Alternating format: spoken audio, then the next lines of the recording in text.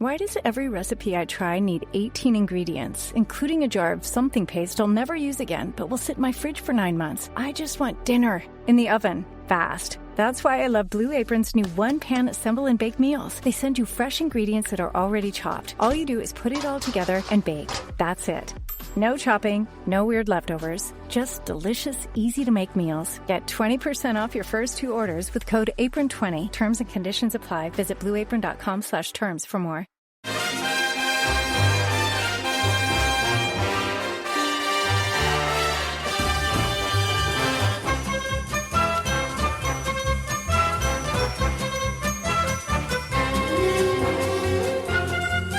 Hello everyone and welcome to Howie the Podcast. It's Gav and you join us for a scouting report pod as we are back to talk about a couple of players. One that we've signed, one that we look like we're about to sign. And first and foremost, I'm going to introduce my guest today, somebody who is making his 3rd appearance of the summer on the pod, but it's been a couple of months since we last chatted. It's Alex Barker from The Athletic.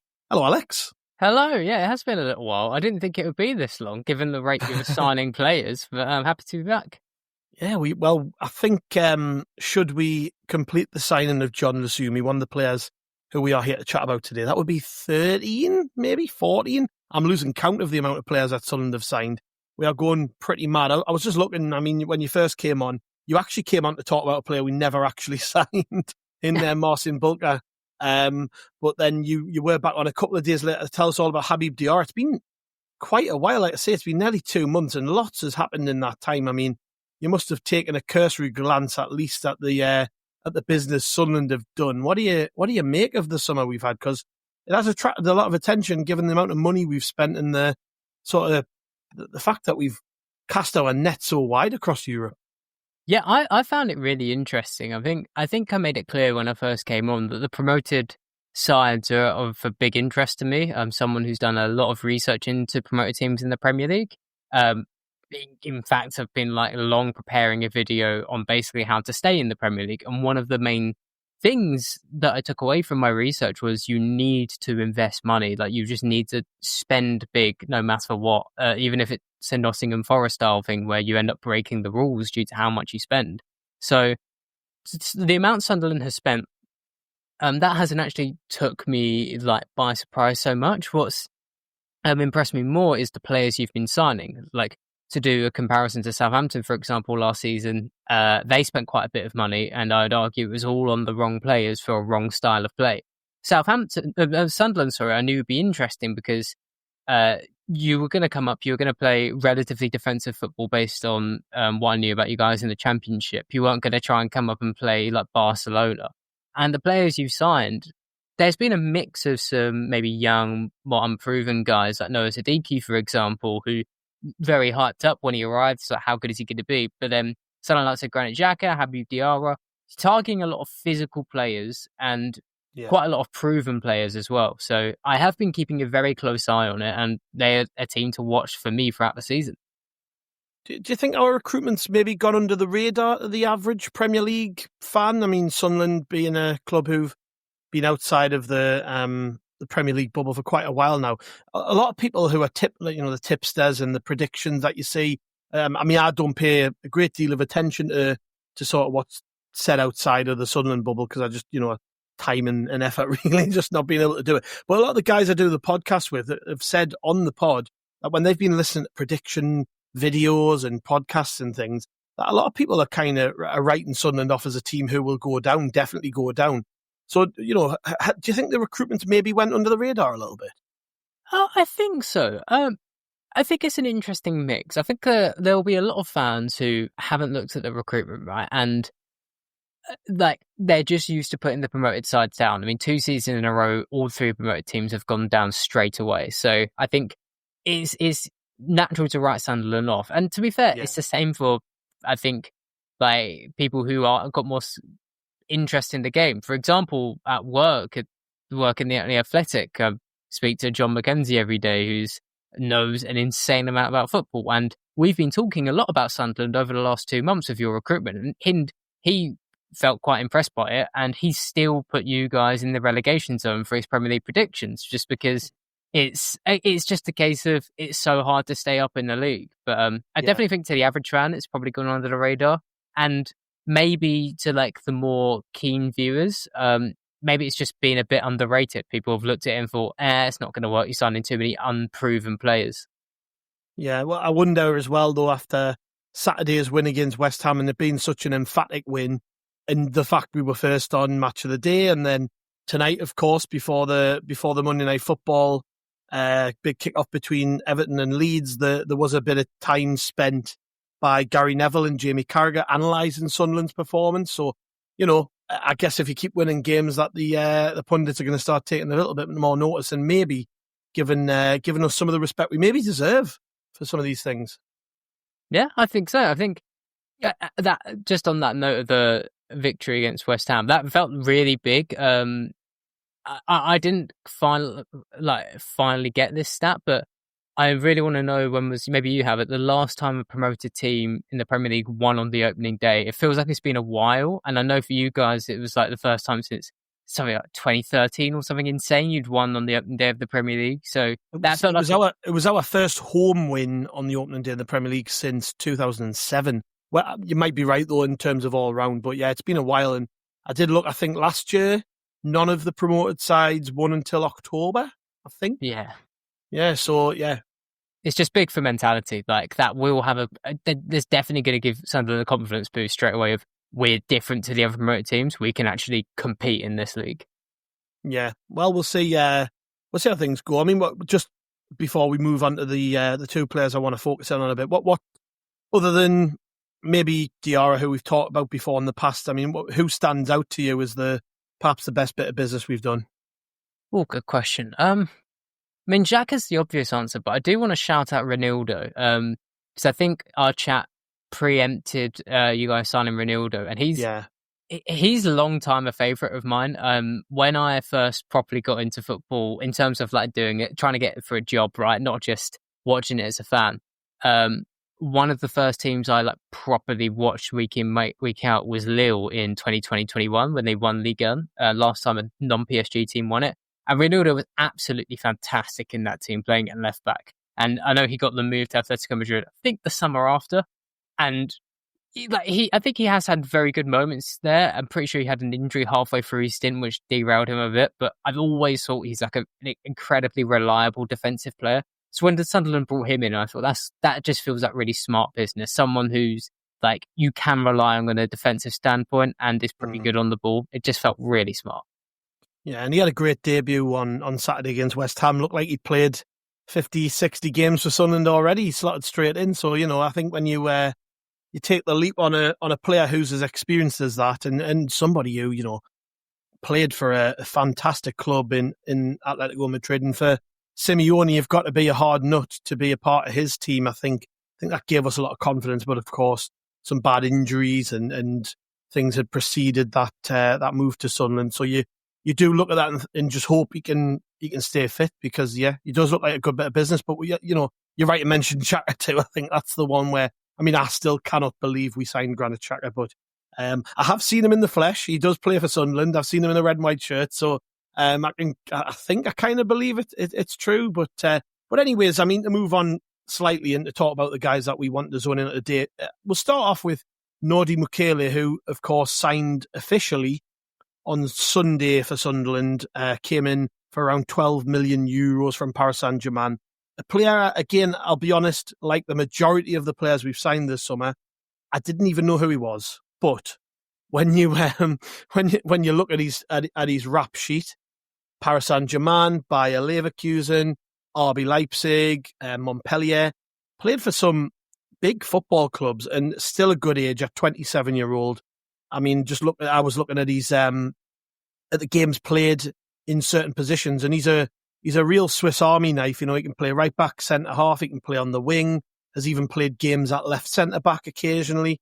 This is a guy who clearly is very, very versatile. But like I said, don't know much about him. So, I mean, off the top, Alex, what can you tell me about this guy? Is he the real deal?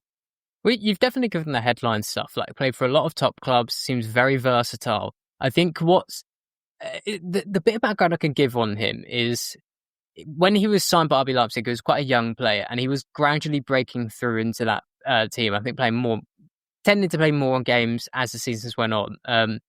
But he was struggling to properly nail down a starting position, playing mainly as a right back for Leipzig, and that sometimes he plays like a right centre back three, but I think it's fair to say he's mainly as a right back. Then PSG came in and signed him, and I believe this is the year before Luis Enrique joined, and this is when PSG as a whole, you might remember, there was like this noise of them moving away from Galactico players, and they really wanted to target French players. That some people believe that only happened really in the last year when they won the Champions League with like of Bradley Barcola and Desiree Doué, but that was actually something that really came into force like 2 years ago. And Mukiele was part of a wave of French players who came in, like Brando Colomwani and Ugo Ekitike as well. He first played under Christophe Galtier. Galtier was the manager who came after Mauricio Pochettino. And Galtier, he actually was at Lille. He won the title with them, with Ronaldo, funnily enough. And he played quite counter-attacking football, sitting back. And I think that suited Mukiele, because Mukiele is, as we'll talk about, he's a very defensive player. But his strongest points are definitely about defending 1v1, less so about expansive play on the ball. Luis Enrique comes in at PSG. He does use Mukiele a bit, but last summer in 2024, he's basically deemed surplus to requirements. Enrique thinks he can play Hakimi there at right back, fair enough, or Warren Zaïre, a midfielder who can sort of play there, or João Neves as well. Basically, what he wants from that position is a really technical player, and it isn't so fussed if they're that strong defensively, which I think is kind of the opposite of Mukiele's game. So he gets a loan spell to Bayer Leverkusen, and it takes a while for him, I guess, to play significant minutes. He still doesn't really end the campaign as a starter or anything like that. But he does actually play quite an interesting role that has quite an impact on the way that Leverkusen ended up playing under Xabi Alonso. So Jeremy Frimpong, who's just moved to Liverpool from Leverkusen, he's previously been known as a right wing back. He's playing as a right back now for Liverpool. But at Leverkusen, he particularly last season, he was getting pushed further and further forward as a winger.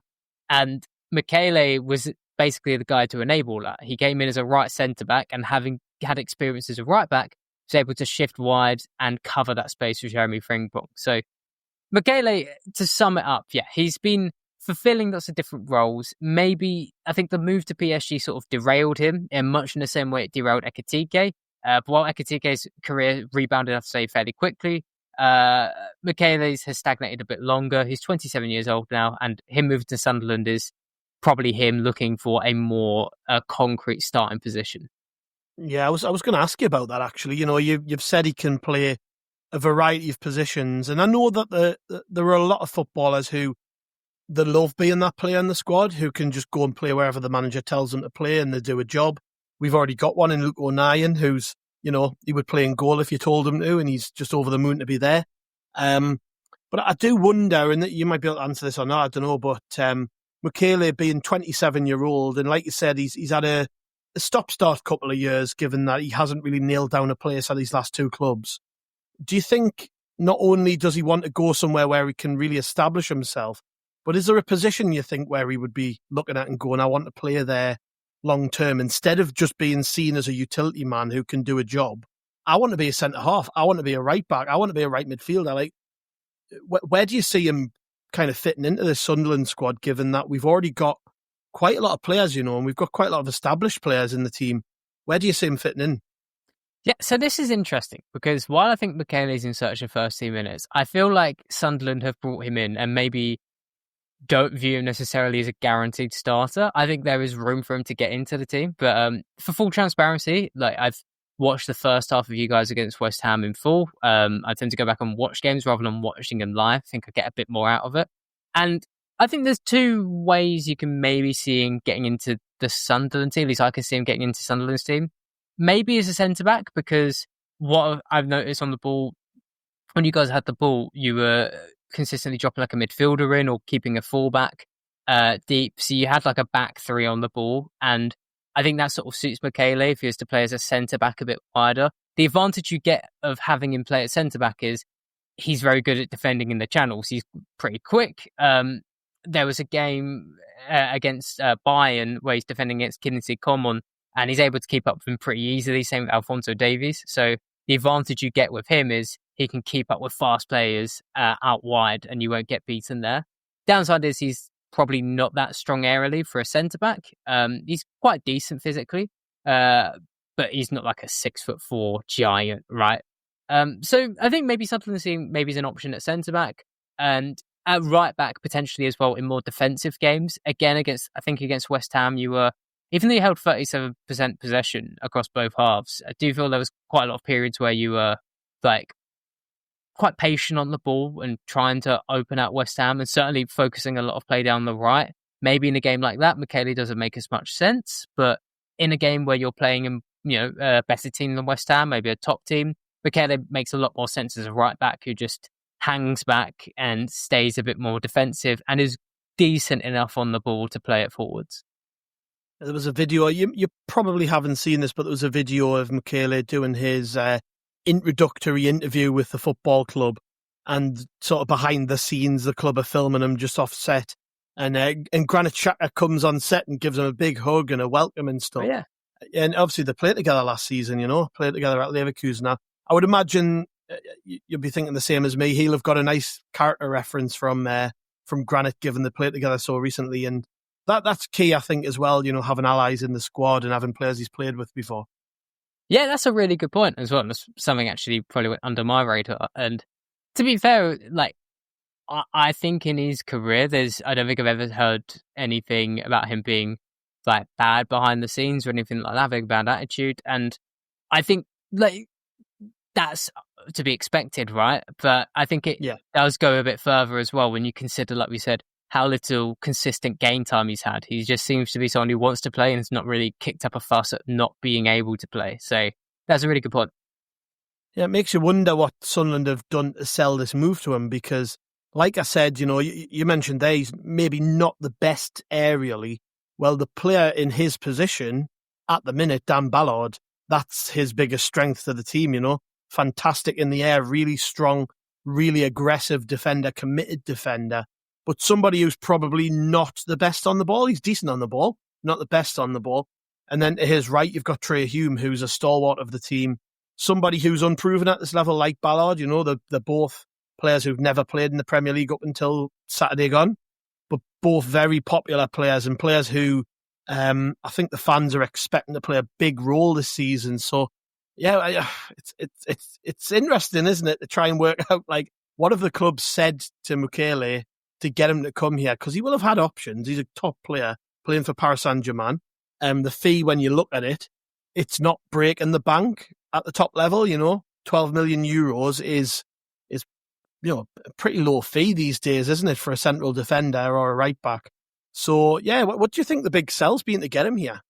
I think, fundamentally, it'd be to play Premier League football. That's going to be the attraction for a lot of players. I also think as well, I guess he'd probably be thinking more he could play in Hume's position instead of Ballard. But I guess for a player like him, with like the clubs he's played football at, he's probably looking at one of those two players and thinking, I can get in over them. And maybe he does, maybe he doesn't. But I think that'll be the sell to him. He must think, I'm good enough to get into this team and establish myself as a starter and play consistent Premier League football. So while like Hume might be a fan favourite, maybe the season pans out in a way where he isn't. He isn't viewed as good as Mukiele or as solid defensively as Mukiele, and that's how he gets into the team. But equally, as we said, like I guess from a Sunderland fan perspective, the ideal scenario here is Mukiele just provides enough depth and actually pushes Hume and Ballard to go even further. Yeah. What's your take on kind of the fact that this is a signing that we've made? We're a newly promoted side, and we've gone out and we're signing this guy. And I'm seeing what a lot of neutrals are saying about it, who maybe have watched him play, and they can't quite believe that Sunderland have gone out and signed him, just like we've done with a bunch of others. What do you make of this piece of business as a whole, particularly given we're a newly promoted team, and like I said, we've already got options? I think compared to the Xhaka move, I don't think it's quite as headline grabbing. I think Mukiele on paper is like he's got a lot of pedigree, but this is at a point where his stock is pretty low. He was fine at Bayer Leverkusen last season, but he is quite rusty. There was one of these last games he played, I believe it was against Bochum. In that game, Leverkusen concede, and it is, I think you can strongly argue it's Mukiele's fault. Leverkusen clear the ball, and there's a player behind Mukiele. He's completely unaware of that. Ball goes back over the top. That player makes a run behind Mukiele. He doesn't realise that until that player's 1v1 and taking a shot or goal. So he's a bit rusty. He's not played a lot of football. So I think a lot of teams will look at him and think, how good is this guy? We haven't seen him play consistently in a very long time. So I actually think this is just a really good time for Sunderland to get in. It's a cheap, like I said, it's a cheap fee. And at worst, Mukiele is just depth for the players you've already got. At best, he becomes a player that I think a lot of people thought he would be when he was younger, and you've got a really top quality player. Yeah, well, we'll see how that one pans out, I guess. But from my perspective, I guess, given I know we've already got some quality options, and we're just about to talk about the other side of the central defence in a second, but it's heartening to think that we're not going out there and maybe loaning a young player from a Chelsea or an Arsenal or a Liverpool, or going into the Championship for backup. We're recruiting backup from Paris Saint-Germain, and he's not only backup, but he's a good age. He's coming in, wants to prove himself here and get into the team. So no, I'm really happy with that piece of business. And moving along slightly, we've you'll have seen the news as I have today. It's a long running saga, this one, because Jhon Lucumi has been linked with Sunderland for months now, and to be honest, I'd almost forgot about him. I thought, well, if we've signed Mukiele, we've already got Omar Alderete, who had a great debut on Saturday against West Ham. We've already got Dan Ballard, then we've got players to come back from injury. I thought, maybe we've moved on from that one. Then Fabrizio Romano breaks the news that Sunderland have made a pretty substantial bid for Jhon Lucumi. And to be honest, it's been a bit of a theme of the summer that once Fabrizio Romano reports that Sunderland have lodged a bid, it tends to be the case that we aren't far away from that deal being done. It normally means it's a formality. The club wouldn't confirm, when he goes looking to firm up that source, they wouldn't confirm the news if they weren't confident. That's basically been the picture of the summer every time we've signed somebody. Jhon Lucumi, someone, again, I can't claim to know a great deal about, but looking into his data and the type of player that he is, one of the best long ball players in Europe in terms of his long passing to feet. Very, very good on the ball by all accounts, but I'll be honest, again, don't know much about him. So again, the question is, what can you tell us? Yeah, Lucumi is someone who I've known about for not quite as long as Mukiele. He's come into my radar the last couple of years at Bologna. To be honest, he really shone under Thiago Motta, which is 2 seasons ago. This is when Bologna qualified for the Champions League. And to give context, Motta employed a very complex system on the ball. So basically, in Serie A, I think there's quite a lot of man-to-man marking. And in order to try and avoid that man-to-man marking, trying to lose your marker, Motta employed a system which basically involved these players making lots of large rotations. So, like, to put it in simple terms, the centre-back might start with the ball. Let's say the left centre-back, for example, might start on the ball. They'll move into midfield, into defensive midfield. The defensive midfielder will move wide to where the left-back is, and the left-back comes inside and plays as a centre-back. So, very big rotations which involve players getting in on the ball in like very unfamiliar positions. And in this team, Lucumi actually played more as a left-back, coming inside as that centre-back. This is also because Riccardo Calafiori played in that team now of Arsenal, and he was I'd say the brightest star in this team as that left centre-back. Over the last season, Lucumi's put up more minutes as a left centre-back now. And that's coming of Vincenzo Italiano. Bologna fell off a bit this season. They ended up finishing 9th, I think, due to a slow end to the season. But they had a pretty strong defence. And in that team, I think Lucumi's played a bit more as a traditional centre-back. But as you say, his biggest assets are on the ball. He is well known because of he's someone who could control the ball with either foot. It takes a lot to put him under serious pressure and make him look awkward. He's someone who can escape pressure pretty easily. He's a very nice passer with good vision and a good dribbler too. Hence, being able to play that complex role under Thiago Motta, where he could play as a left back, coming inside as a centre back, maybe pushing into midfield as well. So a very comfortable player on the ball indeed. Why do you think nobody has taken the leap on him yet? Because, like I said, he's also 27-year-old, playing in a top league, getting all the plaudits for the last couple of years for his performances, but hasn't been linked with a big move away, or certainly nobody's came close to signing him. Why do you think that is? So I think there has been links in Italy, so other Serie A clubs, but I guess a personal theory would be Bologna's centre-backs or players really only came to prominence over the last couple of years. Only really under the last year since Motta got them to the Champions League, right? And Calafiori left Bologna for a big fee, which meant they didn't really need to sell. And even then with Lucumi, I think there was a question mark of, is this guy a fullback? Is this guy a centre-back? If he's a centre-back, how good is he? And we got that question answered last season. And even then, I think there are trade-offs to him. He's a very, very good player on the ball, but aerially, I think he's a lot weaker than Mukiele. There was a game against Fiorentina where he plays against Moise Kean.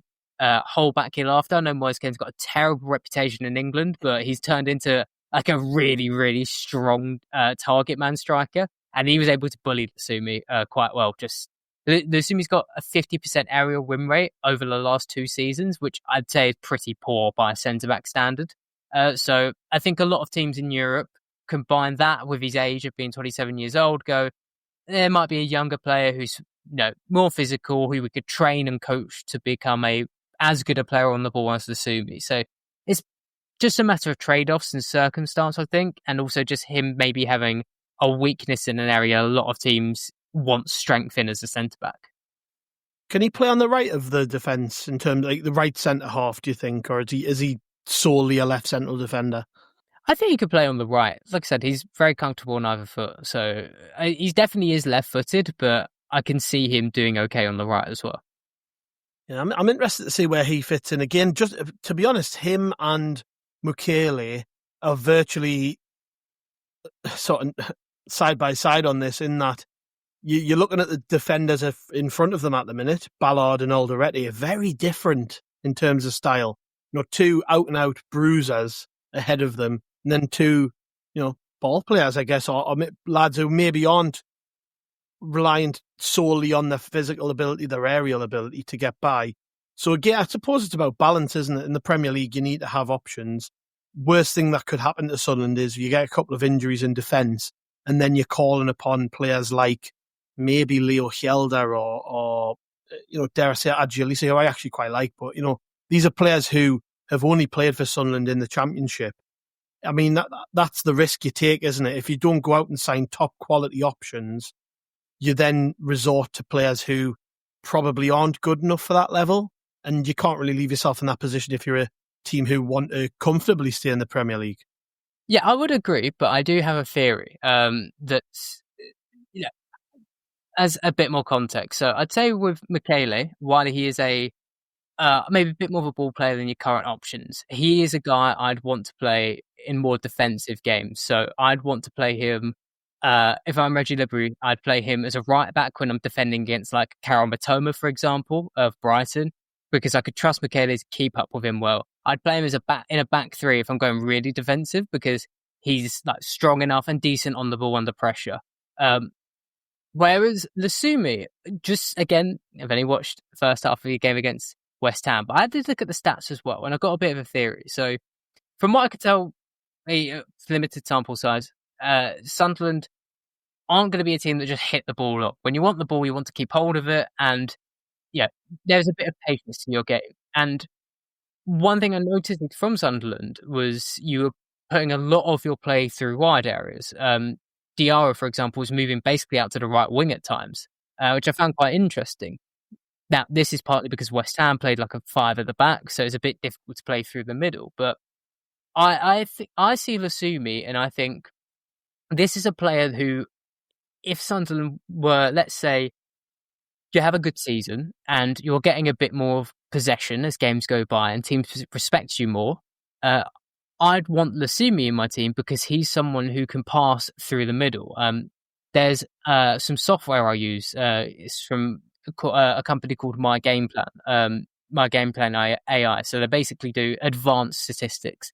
And one of the stats I created was the number of passes completed that go forwards into central areas. So not like a pass going out wide to a fullback. It's how many times does this centre-back have the ball and fire it straight through the lines into midfielder?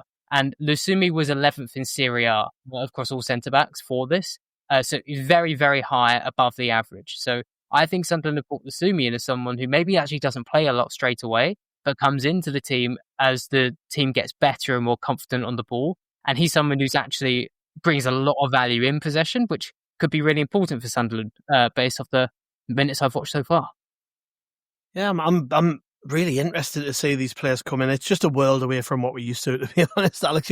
You're used to watching like top players across Europe and maybe curating sort of lists of like who could potentially move to the Premier League and things like that. We're just getting used to this idea that Sunderland can go out and sign, the top prospects from around Europe and top players who've played in sort of, the best leagues in the world and maybe aren't guaranteed to start for us straight away. I mean, it's going to take a lot of getting used to, but I think we've got to get used to it. And like I said, I said to you before, you've got to do this to stay in the Premier League. You've got to go out and sign these players to give yourself a decent chance of surviving and thriving. We don't just want to go and survive in the Premier League. If we can, we want to really push the teams above us and maybe finish quite strong in the middle of the table. That would be an amazing season for Sunderland. I mean, you've seen what teams have done in the past, and I can't remember if it was you who said this to me or not, but almost, I think it was you because you talked about your study on promoted clubs and stuff, but you talked about how defence first and foremost is key because a lot of the teams who come into the Premier League, or certainly have done in recent years and have failed, have neglected that. Can you see from what Sunderland are doing that that's become a priority? Because you can almost tell by the business we've done, right? I mean, we've invested a lot, not only in defenders, but midfield players who are going to do a lot of defensive work and a lot of ground covering. Yeah, I think that's a really good point to raise. And that has definitely been that is something I've noticed, especially recently. I think at the start of the window, maybe you seemed a bit more focused on attackers. You brought in Chaibi, you brought in Adingra, but certainly as the window's gone on, you've reinforced that defence. And yeah, it was me who said, I feel a lot of people said it, but defence is absolutely imperative to staying up. And I think Sunderland are doing a really good job of that. I think if you're going to finish mid-table, that would be a miracle, to put it lightly. But in a year where it does look like Brentford and Wolves and maybe even West Ham are genuinely bad enough to go down, this is a really good time to push and make the case to stay in the league. Well, we'll see how things go. You never know, Alex, as well. There's about 2 weeks left of the window. We might not be done. I might have to pick your brains again at some point before the end of the window. But thank you very much for your time, mate. I've really appreciated it, and that insight's been really useful. I'm looking forward to seeing what Mukiele can do and hopefully what Lucumi can do in a Sunderland shirt. Let's see if we get that one over the line. That one with Lucumi, though, to be honest, it's gone on that long. It almost feels like it's inevitable. But stranger things have happened, and maybe somebody else can come in and pip us. Or I know Bologna want to keep him. They're really keen to keep him and get him tied down to a new deal. So let's see with that one. But I'm hoping by the end of the window we might have to chat once more at least to talk about another couple of players. I'm greedy. I would like to see more. But yeah, thank you very much, mate. Oh, I'd welcome another chat. Thank you. Yeah, and thank you very much to our listeners. We've got loads coming up this week, as we do every single day here on How Are the Podcast. So if you're not already subscribed, get subscribed. Make sure you check out rotoreport.sbnation.com every single day for your Sunderland content. We'll be building up to the Burnley game at the weekend, so plenty of pods and articles coming your way this week. We'll catch you later.